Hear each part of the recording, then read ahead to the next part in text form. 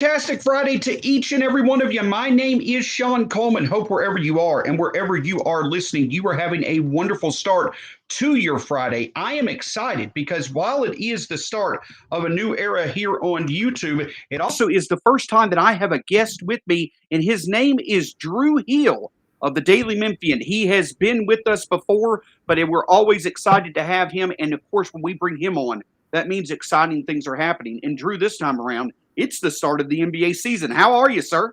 I'm great. I need a background like you. I just moved into this house like within the last month and a half, and I don't have a background like you.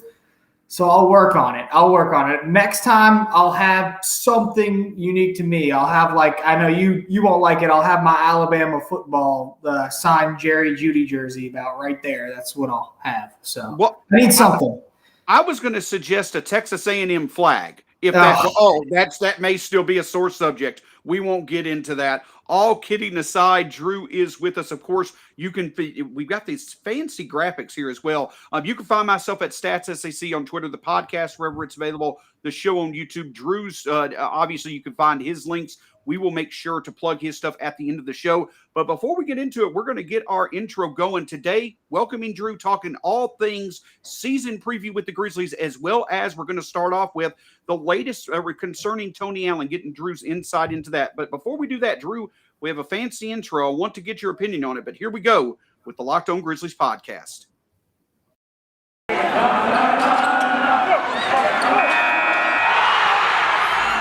Locked On Grizzlies, your daily Memphis Grizzlies podcast, part of the Locked On Podcast Network, your team every day.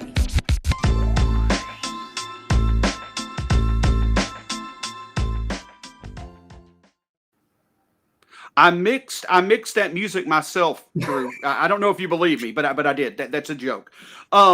But yeah, hey, let's get right to it. So obviously the reason why we want to reach out to Drew, he has been doing quality work for multiple years now. Quality doesn't cover it. He is one of the best when it comes to covering Memphis sports and the Grizzlies. And so, Drew, I know one of the things that coming up to the start of the season that you've been covering, of course, is the unfortunate news when it comes to Tony Allen. Yesterday, I believe he had the first proceedings in the legal process of things, pleaded not guilty. Your stuff, obviously, your insight is over on the Daily Memphian, but what can you provide to us as far as maybe the next steps go in this process? Yeah, so it was actually on Tuesday, he turned himself in New York, which was interesting because a lot of the players that were involved, and there were 18 players plus Tony's wife, Desiree Allen, a lot of the players had already been arrested at that point or turned themselves in at that point.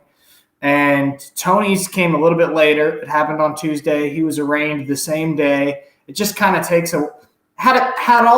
had that process happened in Memphis, I think everybody maybe would have had an eye on it a little bit better. But, with us being down here and the court proceedings happening up in New York, it just takes a while, it takes some time for the documents to come through on the court systems. All that's public information. It's just me waiting to see, what filings they're going to make. And so,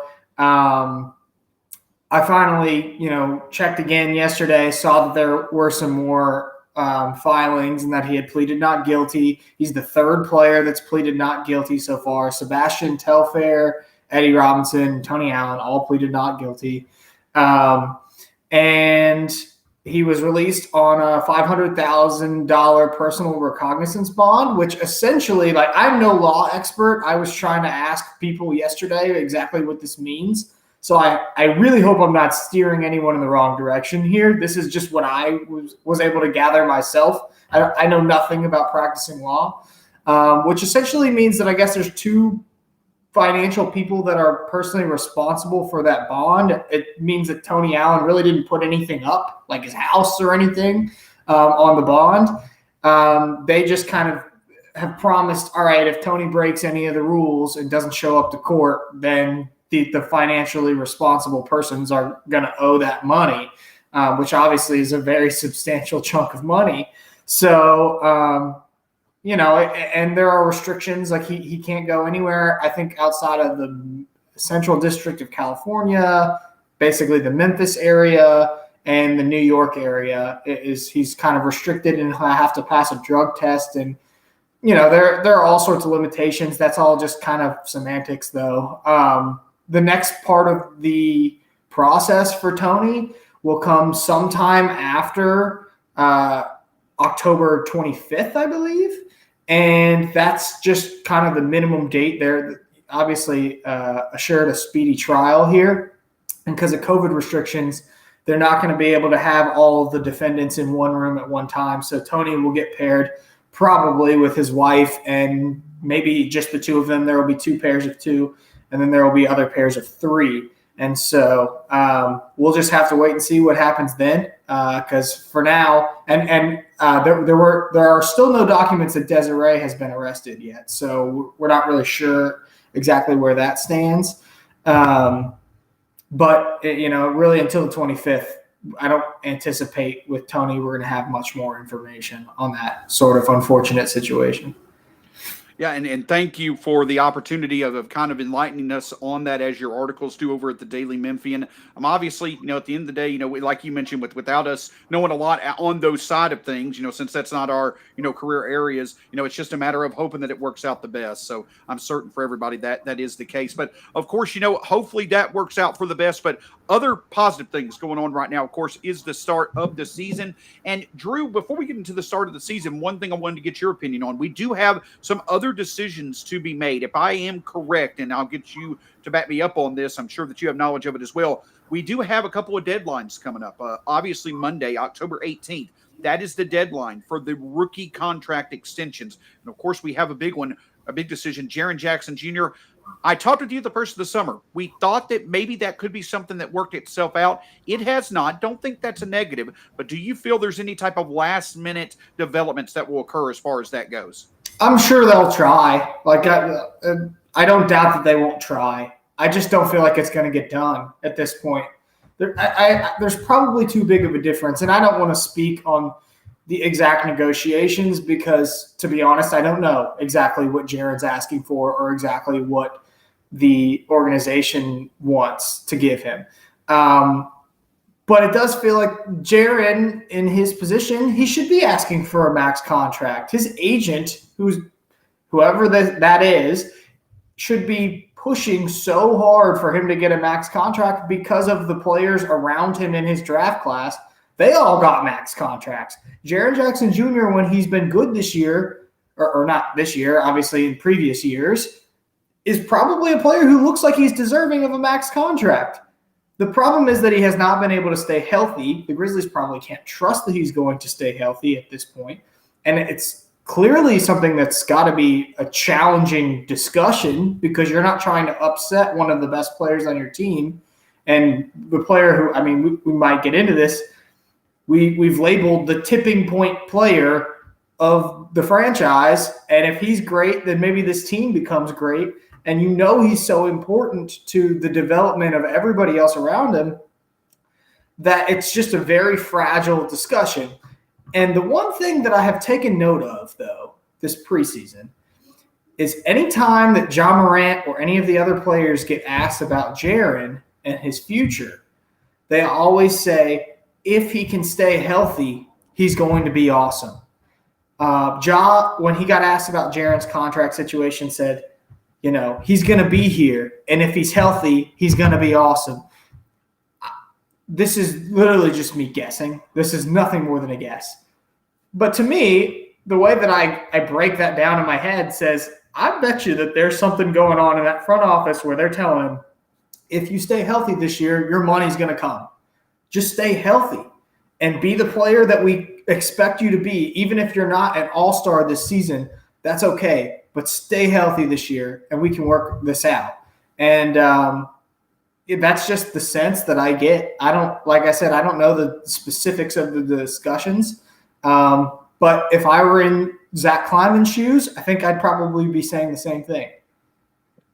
This is why we love talking to you. Excellent insight. And, of course, if they were to complete this year, even without there being a contract in place, they do have the rights to match because he will be a restricted free agent. You also could see still a 5-year deal work itself out, like John Collins, like Jarrett Allen did with the Hawks and the Cavaliers. So there certainly is definitely in all likelihood a long-term agreement to be had without any type of contentious developments or anything like that. But one other thing to watch out for, I believe that this deadline is November 1st. It's Halloween every single year, is the 2022-2023 rookie option decisions coming up. Obviously, Ja, Desmond Bane, and Brandon Clarke, I can assume will be picked up. But there's another interesting player on this roster, Jarrett Culver, who they traded for. I felt he was an in-game move in terms of a guy they wanted to bring into the fold, but I'm not so sure that his option is going to be picked up. His preseason play hasn't really, bestowed a lot of confidence on that decision being picked up. What are your thoughts as far as him maybe sticking around for longer than a year if his option is picked up? Yeah, he just hasn't looked very good.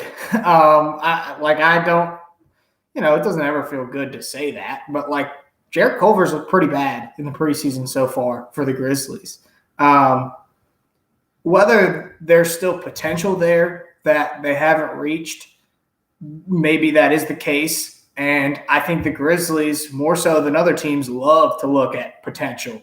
It's almost always very easy to see what the Grizzlies see in certain players because they make it relatively easy to notice by the way that they even use them in games. So I typically you really know. With Jarrett, it's almost felt like they just did that to break up that contract and to unload some money and that Jarrett Culver trade. And so I just don't see him being a long-term part of the Grizzlies. I just don't understand why he would need to be here any longer than, than what he's already on the dotted line for. The only thing and that doesn't mean I think that they're going to waive him. Because we're going to get into it, I'm sure. They are going to have to make some decisions here. The only thing he has going for him right now, because the play on the court hasn't really been going so well, is that his deal is more tradable than the other two guys. And so maybe if you think that you can include him on the back end of a deal that's going to get you some sort of significant player at the trade deadline because your team is overachieving, then you let him stick around. Maybe you even give him that deal and you can trade him. But it's easier to get rid of guys on expiring deals. And so, it's going to be fascinating to see what they do. I don't really know if there's a wrong answer, to be honest, for what the front office can do. It just sort of depends on what they decide to do later on down the line, closer towards the trade deadline. And it's a perfect segue into, obviously, you've got 16 guaranteed NBA contracts with 15 spots available. And that, of course, comes down to Sam Merrill, Jarrett Culver, and, Chris Dunn. And we thought it was Sam Merrill and Chris Dunn for much of the preseason. But, now Jarrett Culver's played not being there. Sam Merrill absolutely shining against Indiana. And you know how much Taylor Jenkins loves those type of players. I'm not saying Merrill's going to start over Bane or Melton anytime soon. But I would anticipate that with the moves that they've already made, you made the point about Culver's contract being traded. Merrill aligns the most, I think, with what Taylor Jenkins wants on his roster.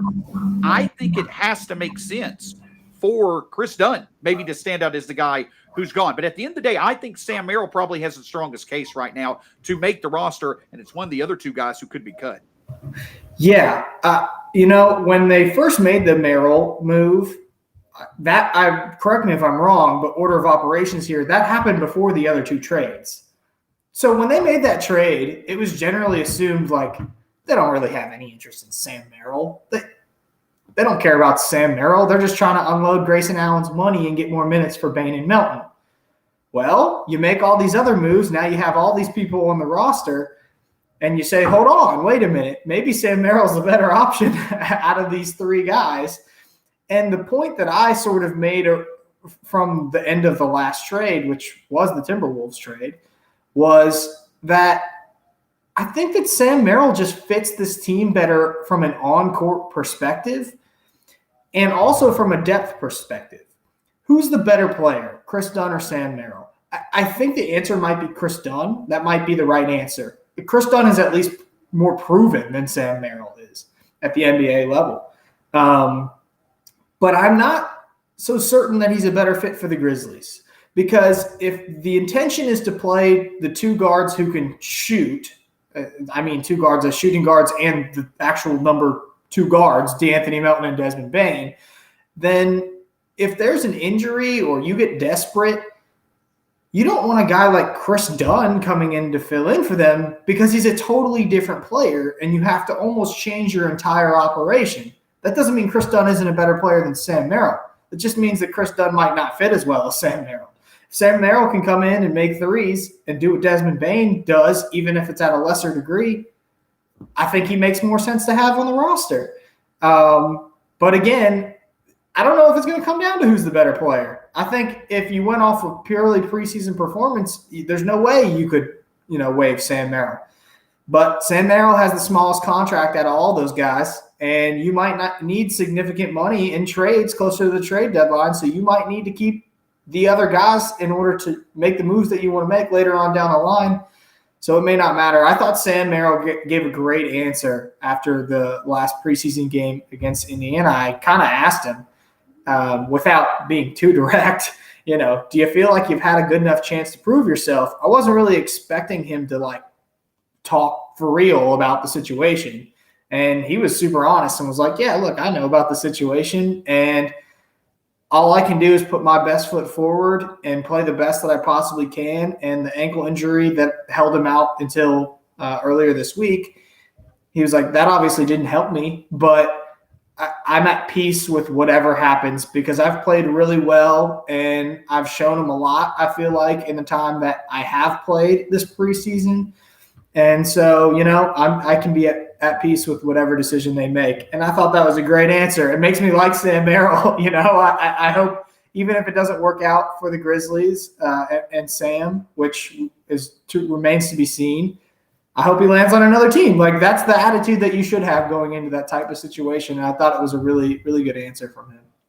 And we've seen what Taylor Jenkins can do with those shooting talents. We're going to get into it with Drew when it comes to some preseason impressions, as well as how that can roll over to the regular season. Before we do that, do want to remind you, though, that one of our new sponsors here at Locked On, on the Locked On Podcast Network, is Prize Pick. Prize Picks has the best NBA daily fantasy source prop games on the market. Prize Picks offers more NBA props than any other DFS prop operator and offers all the superstar players as well as bench players only recording a handful of minutes each game. So it offers you any prop you can think of, from yardage on touchdowns, even interceptions thrown. All of your users that deposit and use your promo code will receive 100% instant deposit match up to $100. Just be sure to use the promo code NBA. Again, don't hesitate. Check out prizepicks.com and use the promo code NBA, or go to your app store and download the app today. Prize Picks is daily fantasy made easy. Of course, we want to remind you that Locked On Grizzlies is your first listen of the day, but I'll tell you this, another show to check out is Locked On Bears, and that is something that our guest today,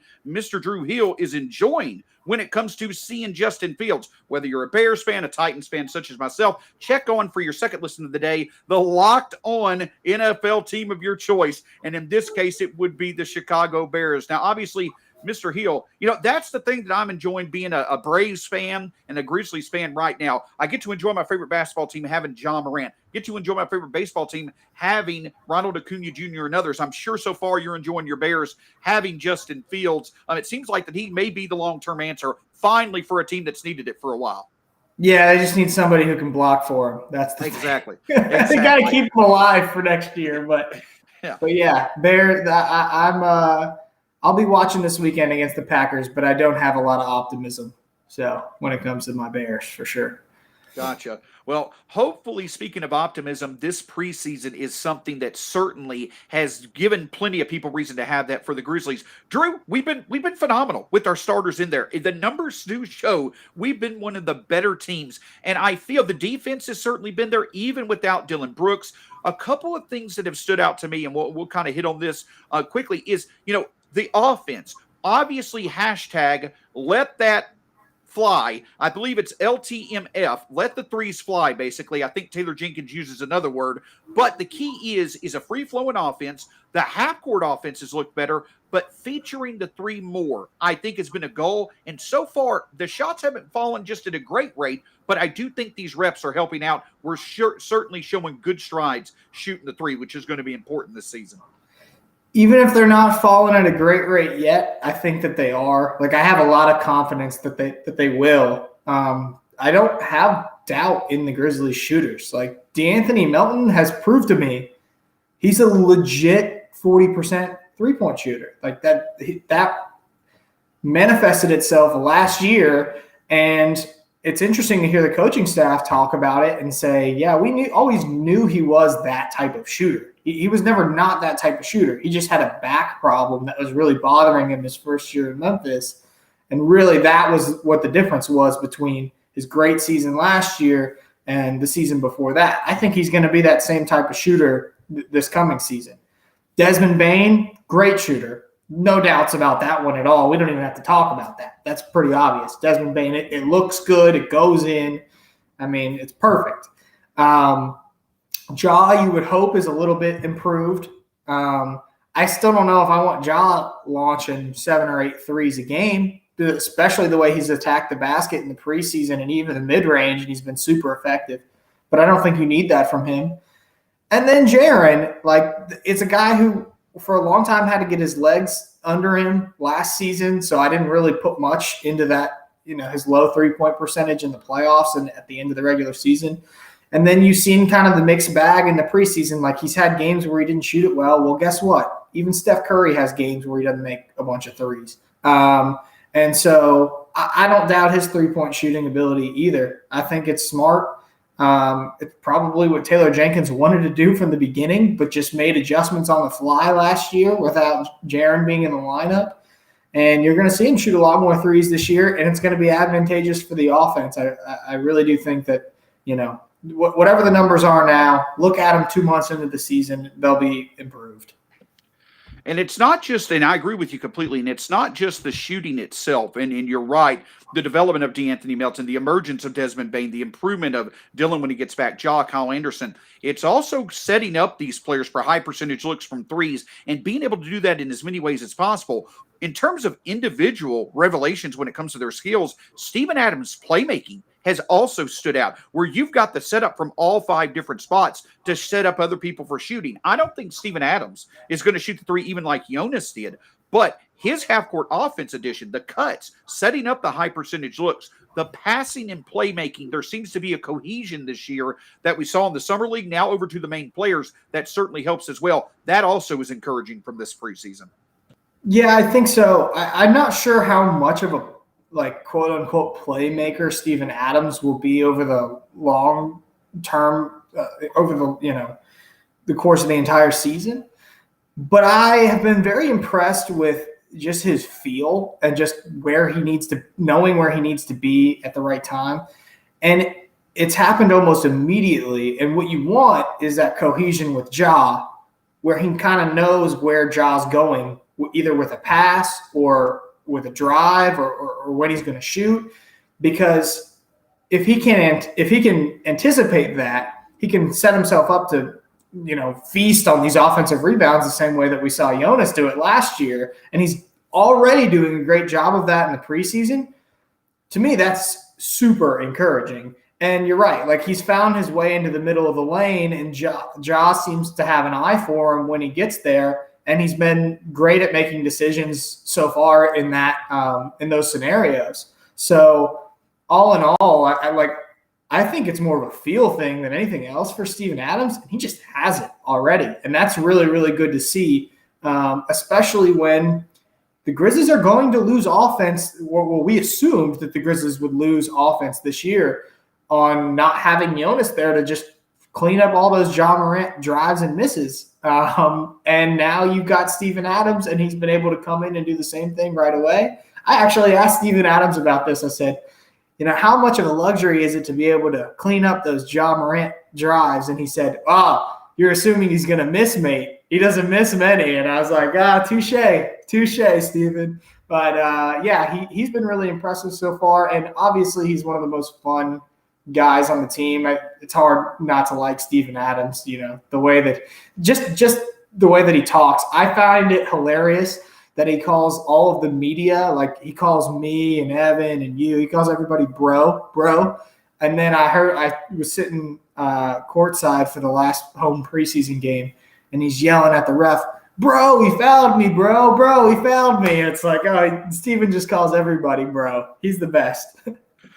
Yeah, and friend of the show, Evan Barnes, also a wonderful source of Grizzlies content. At least we haven't been on the worst receiving end of one of Steven Adams' quips, like unfortunately Evan was on Media Day. But yes, he is very entertaining. If you want to call them position battles, probably not the best way to describe it, but a few things to certainly watch. DeAnthony Melton and Desmond Bane, as being that fifth starter, though it looks like both may start with Dillon Brooks being unavailable to start the season. We'll get into that in just a moment. But another interesting one, in my opinion, is Xavier Tillman and Brandon Clarke. Now, with Dillon Brooks out, you certainly feel that both will have rotation minutes. But when Dillon Brooks gets back, you've already got Jaren and Steven Adams at the 4 and 5 starting likely. You're going to see Kyle Anderson at the 4 quite a bit. You want both of them to have minutes, especially with how young they are. Obviously, Xavier Tillman ended last year seeming to be the preference. This preseason, it's been Brandon Clarke who's looked a little bit more impressive. We'll get more into Bane and Melton in just a second, but your thoughts on the Tillman-Brandon Clarke situation? You want both of them to have roles. I'm just not sure if there's a spot for both of them to have significant roles when everybody's healthy.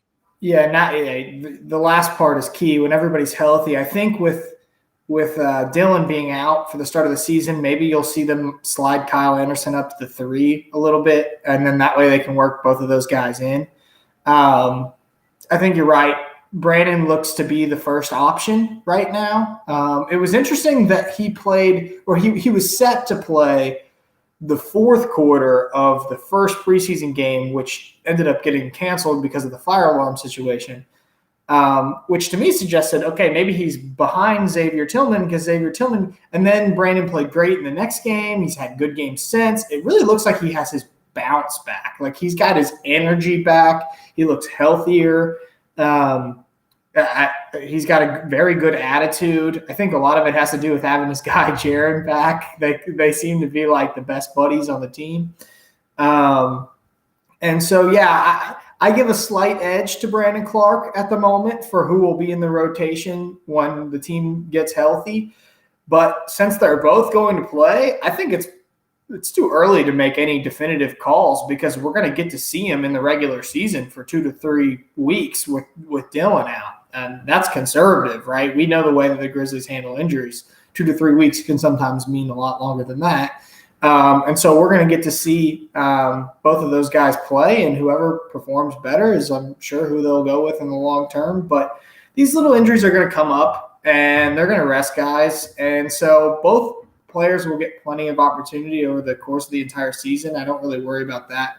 I just think that in terms of preseason storylines, the Dillon Brooks injuries kind of ended that one because now we're going to get to see both of them at the beginning of the season.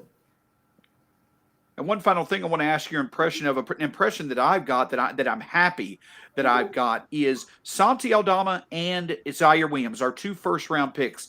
Drew, it was awesome to see him. Was it 2 nights ago? Yeah, I believe it was on Wednesday night. It was awesome to see Ziaire's second quarter performance. He had struggled on Saturday when the starters had set out, seemed to struggle to start the game, but came back in and at times looked against an Eastern Conference playoff hopeful, playing the regulars like the best player on the court. Santi Aldama, his rebounding outside of his scoring, other skills that he possesses certainly shows well. Listen, these guys aren't doing anything spectacular. It's just their process of learning and making adjustments and making improvements. It seems to definitely be quick.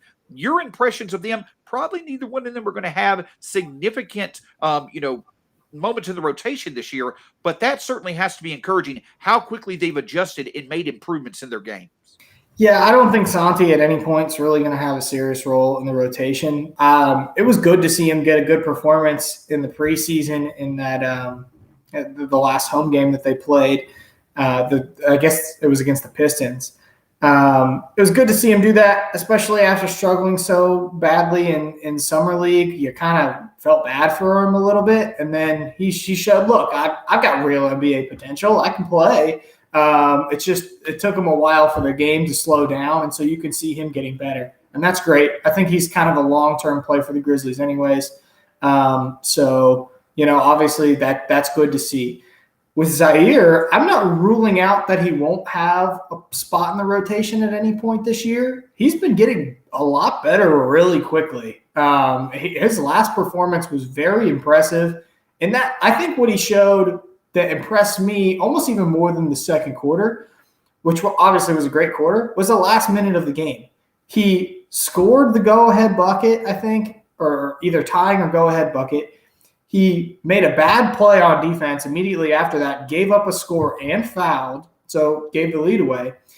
And he was able to pick himself back up and go back down the floor and get him another score to tie the game back up. And he ends up giving up the game winner, but it's on a jump shot that really wasn't much of his fault, I didn't think. It was just a good shot by Jeremy Lamb. And so just to see him go in and battle with like a legit NBA rotation player, Jeremy Lamb, and score on him twice in the final minute when his team needed him, that was pretty impressive. And the shot looks good. The defense needs a little work. He's still really skinny. But you can see a lot of the potential there for him. And so he's a player that if I were a Grizzlies fan, I'd be pretty excited about, even if he's not going to be in the rotation, because if you just want him to show you some things, to flash some skill, he's definitely done that in the preseason. And I've been pretty impressed by him. And that's the thing that all this preseason play leads to, is that it allows for us to have less stress. Even with Dillon Brooks out, it allows for us to have less stress. We're going to get back with Drew in just a second about some of his season predictions when it comes to the Grizzlies. Before we do that, speaking of stress, I have a way for you to be able to make sure that you can get through the day stress-free, and that's Theragun. Theragun is a handheld percussive therapy device that releases your deepest muscle tension using a scientifically collaborated combo of depth, speed, and power, and it's as quiet as an electric toothbrush. Whether you want to treat your muscle tension from working out, an injury, or just the stresses of everyday life, there's no substitute for the Theragun Gen 4. Theragun is trusted by 250 professional sports teams like Real Madrid and elite athletes like Paul George, DeAndre Hopkins, and Maria Sharapova. Try Theragun for 30 days, starting at only $199. Go to Theragun.com/lockedon right now and get your Gen 4 Theragun today. That's Therabody.com, Therabody.com/lockedon, Therabody.com/lockedon. Listen, I'll tell you another thing that's a lot of fun to make your day better, and that's trying Built Bar. Built Bar is the protein bar that tastes like a candy bar. Whether you make it your breakfast in the morning, have it in the afternoon as a snack, you go to Built.com right now, choose from over 18 different flavors, and if you put in the promo code LOCKED15, you'll get 15% off your next order from Built Bar. Again, go to Built.com, choose from over 18 different flavors, make your day started off right by having it for breakfast, and put in the promo code LOCKED15 from Built.com to make Built Bar a great part of your day. So we're back with Drew Hill, and obviously great insight as always. But Drew, let's get into it. So the season now is 5 days away, and just really, really excited. Several questions here, but we'll obviously start with this. Dillon Brooks is out to start the season, and I think another thing that stands out is that his absence to start the season is a bit unfortunate because of how tough the Grizzlies' schedule to start the season is, especially with several good scores on the perimeter. What do you think that impact will be, and how do you think the Grizzlies will adjust to make the most of the roster they had? They've been here before. This is just like last year, but Dillon Brooks is a big key who's going to be missing against a tough schedule to start out the year. Yeah, I don't know how much. I mean, clearly not having Dillon Brooks affects the team.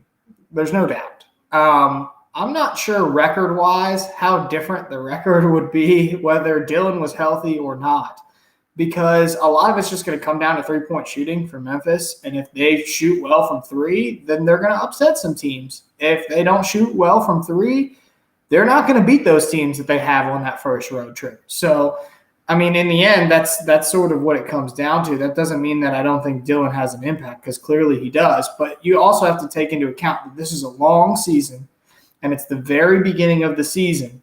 And there are still teams that are going to be working things out. Not only the Grizzlies, but the opponents that they're going to be playing, at the start of the regular season.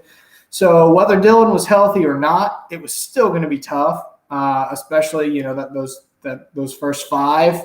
You really hope that they can get a win against the Cavs on Wednesday in the season opener. That would be a good start and probably a pretty needed win so that you can feel better about yourself coming back from that road trip. But I think the Grizzlies are plenty capable of taking 2 or 3 on this road trip. It just is in the end going to come down to how good is Ja, how good is Jaren, and are they making threes or not? And I don't want to diminish Dillon's role because obviously he's important and they're a better team with Dillon Brooks. But I'm not sure record-wise what kind of impact that'll have on this early season road trip. And it's kind of easy to forget that you talk about Ja Morant before his ankle injury, which happened in the third game last year. We're talking, I mean, you witnessed it yourself. We're talking about at home against the Spurs and the Hawks, the first 2 games of the year. Absolute historic performance against the Spurs. Unbelievable performance against the Hawks. And that's what you're hoping he gets started off to. Drew, I know you've written about it. I've talked about it here. Ja being in the All-Star conversation, Jaren being in that most improved conversation. That's a general outlook that if they are in those conversations, it certainly is encouraging for their seasons. I don't know if you look at it from that perspective, but to you, what defines a successful season for Ja Morant and Jaren Jackson Jr.? I think they're a little different for each, but Ja should be an all-star. Like from what we have seen from him, I've talked to the people that train him in the off season and their expectations for him, his expectations for himself that he sets. Zach Kleiman has said on 2 different occasions that Ja will be an all-star this season. And nothing in the preseason should suggest he's going to be anything but an all-star this season. I expect Ja Morant to be an all-star. He looks terrific. Like he's making everything inside.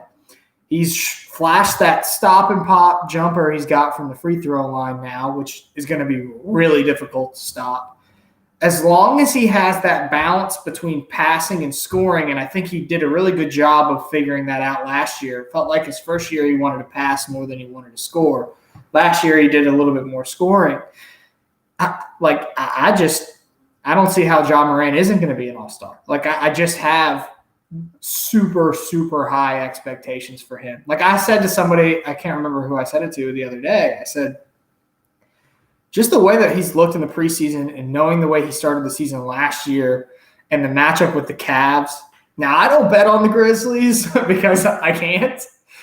But if I did, I would consider like a little action that Ja Morant might score 40 points in that first game. Like like he has looked so good in the preseason. He's been totally unstoppable.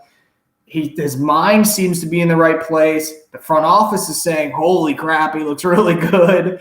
I just don't see him not being an all-star. With Jaren, a little bit different of a situation. Like, number one, as we mentioned, he wants to get paid, so stay healthy. And just be Jaren. Like, make some threes a game. Try to limit your fouls. Block a few shots. And try to fit that role that the Grizzlies have sort of carved out for him where they envision him playing at the center position. And I think if you can do those things, like, you don't have to blow anybody away. But I would not be surprised at all if Jaren scored 17 or 18 points a game this year. I think that would be perfectly on pace. And in the new role, maybe he can do even better than that. So as long as Jaren shoots it well, like he's going to and stays healthy, he's going to get paid. And I think that if you're Jaren, like that's one of your top priorities this season is proving that you're still the Jaren Jackson Jr. that you were before the knee injury. And there's, without a doubt, both of them certainly have incentives. Like you mentioned, the feeling is it doesn't seem like that there's going to be a contract that's going to be worked out before the deadline. Again, nothing wrong with that. But that means that this year, both Ja and Jaren are paying for those next big extensions. They're big paydays of their lifetime next summer. It could be a pretty fun and expensive summer next year, but you certainly want Ja and Jaren both to make it certainly worth their while. A couple of quick hitting questions here, Drew. In terms of Ja and Jaren, we know their development is key. Let's throw out Ziaire and Santi because we know they're more long-term goals. When you look, besides those duos, when you look at the rest of this Grizzlies roster, if you were to be asked whose development this year is most important for the Grizzlies' future to stay as bright as possible, who would you say that would be? I think this is easy. Go easy. ahead. I can cut you off. It's Desmond Bane. It's Desmond Bane, Desmond Bane, Desmond Bane, Desmond Bane, over and over and over. It's Desmond Bane. I think if the Jaren thing for whatever reason doesn't work out, we won't be talking about Ja and Jaren. We'll be talking about Ja and Bane. Like Desmond Bane is going to be a terrific NBA player. You wonder how close he is to his ceiling given his age and the fact that his shooting is already so good. So if he develops even more and becomes like another one of those fringe all-star type of players and like a guy who would score at all three levels and maybe fill in at point guard if they need him, like, yeah, he immediately becomes the most important player outside of those two guys. I think it's absolutely Desmond Bane. The only other answer that I think is somewhat acceptable would be Dillon. But Dillon's been in the league for a while now, and we've seen how good he is on defense already. And so I just don't know. I don't think people are thinking about Dillon Brooks' untapped potential the way that they might be thinking about Desmond Bane. Agree completely. Another person that I've thrown in there is DeAnthony Melton, but I agree with you, especially what the Grizzlies need, what you need in the NBA to advance in the playoffs. It's three-point shooting is main. Drew, someone tells you right now, the Grizzlies will make the playoffs if they have a top 10 defense and league average production from beyond the arc. Your confidence level, they would be able to reach both those thresholds to make the playoffs this year. Oh, wow. Confidence level in both of those two things. I don't know. I think it's hard to replicate defense, and you're playing in the West and teams are getting healthier. So, I mean, theoretically, they should be better on defense now that they have Jaren and Steven Adams is a little bit more versatile. So it's just like, again, defense, I feel like can fluctuate more so than the great scorers of the league. So I've got a fair amount of confidence that they can do that defensively. 3-point shooting wise, it just depends. Like they're going to get up a lot more shots, which means they're going to miss more shots. I can maybe see him being a little bit below average just because you've got a point guard who's an attacking point guard more so than just another shooter on the floor. But do I think the Grizzlies will make the playoffs? I would say that they're like, if I had to predict today, I would probably guess yes. I mean, I would at least guess play in, and I think that they're like, I can see them finishing 8th, and that gives you a pretty good advantage in the play-in, or a pretty good chance to make it in the play-in. So, I can see the Grizzlies potentially making the playoffs again. As far as those two numbers, man, that makes the prediction a lot more difficult. Yeah, I've said it before. I'm hoping for 1,000 threes this year. That means they average just over 12 per game. They were at that pace the last 25 games of the season last year. I think that'd be a pretty good goal to set. Another question I'll ask you this is, Drew, you mentioned it. The play-in game probably seems most likely, maybe the playoffs. But say the Grizzlies, for some reason, were to not make the playoffs. That's a bit disappointing. But you answer the questions. Ja is clearly the one for a sustainable winner and potential championship contender. Jaren has stepped into that number 2 role, shown he's healthy. Desmond Bane and others have stepped up. Taylor Jenkins has advanced as a coach. You get a lot of certain answers to questions that you need for the future, though the end results are not there. I do think an acceptable narrative this year, even if we take a step back, results-wise, and we don't make the playoffs, but we answer several of those questions, that clearly is a successful campaign this year. Yeah, I think so too. Obviously, you want to make the play-in. Like, if you're not playing in the play-in, you feel worse about your season. I think that knowing the way that Ja Morant operates, that if they don't make the playoffs, he would say it's a disappointing season. I don't know if that's exactly the case. I think the Grizzlies can set themselves up to be a lot better long-term this year. And so, yeah, and you've got 3 first-round picks potentially in the next draft. So the future is still bright for sure, no matter which direction that the season goes. But if Ja's an all-star, Jaren looks like a player that's worth, paying the money, and Bane continues to be on the same path that he's been on. NBA teams, when they build up, it's not always linear, right? Like, it's not a straight line to a championship every single time. It goes up, it goes down, and sometimes it can even benefit you to go down before you go up, if that makes sense. And so, I don't think that there's anything in specifics that is going to make the season successful or disappointing. I think you just kind of have to look at the collective whole at the end of the year and kind of make that determination then. Yep, it's going to be an exciting season. And Drew, as we wrap up here, certainly want to give you the opportunity, as always, every season. We're looking forward to the great work from you, Chris Harrington, Jeff Calkins, and others. It's going to be an exciting season with how stacked the Memphis Tigers are, obviously the youth of the Grizzlies. Maybe one or two other narratives you're looking for this season that we haven't mentioned, and also obviously where people can find your great work, obviously below at @DrewHill_DM. But besides that, what you may have upcoming and where they can find your great work. Yeah, I don't want to give anything away, but I'm working on some off the court Grizzlies stuff. I don't know what the timeline is on it at the moment, but I can say people will be excited about it. So you can be on the lookout for that. Hopefully, maybe as early as next week, maybe later. It's just something that details are still being ironed out. And then, I'm just excited to be able to write about these guys off the court again.